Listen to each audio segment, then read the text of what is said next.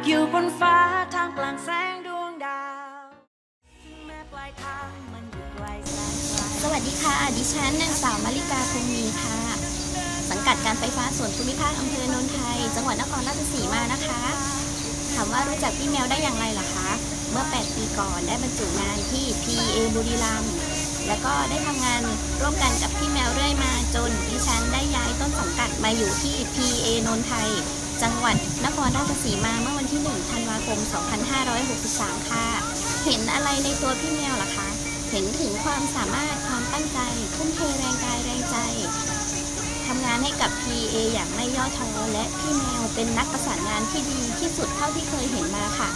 ผลงานของพี่แมวจะเป็นที่ประจักษ์แก่สายตาของผู้บริหารและทุกคนอยู่เสมอและทำไมถึงส่งเรื่องของพี่แมวเข้าประกวดก็เนื่องจากพี่แมวควรค่าแก่รางวัลนี้ค่ะพี่แมวเคยบ่นนะคะว่าเหนื่อยแต่พี่แมวมีความสุขมากที่ได้ทำงานให้กับ PA เพราะ PA คือบ้านอีกหลังของพี่แมวค่ะได้แบบอย่างที่ดีเรื่องความซื่อตรงซื่อสัตย์ตรงต่อเวลาทุ่มเทแรงกายแรงใจทำงานให้กับ PA อย่างไม่ย่อท้อซึ่งดิฉันก็ปฏิบัติตามพี่แมวเรื่อยมาค่ะจนดิฉันก็เป็นที่ไว้วางใจแก่ผู้บริหารเช่นกันค่ะครับก็สำหรับพี่แมวนะครับ first impression ที่เราเห็นพี่แมวนี้ก็คือว่าเป็นผู้หญิงที่ทุ่มเทนะครับทุ่มเทแล้วก็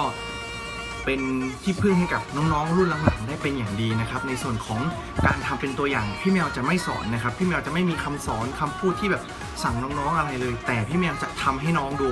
นะครับจะทำให้น้องรู้ก่อนว่ามันเป็นแบบไหนนั่นแหละครับคือการสอนที่ดีคุณค่าของคำสอนคือการทำเป็นตัวอย่างให้กับบุคคลรุ่นหลังที่ดีนะครับก็ยังไง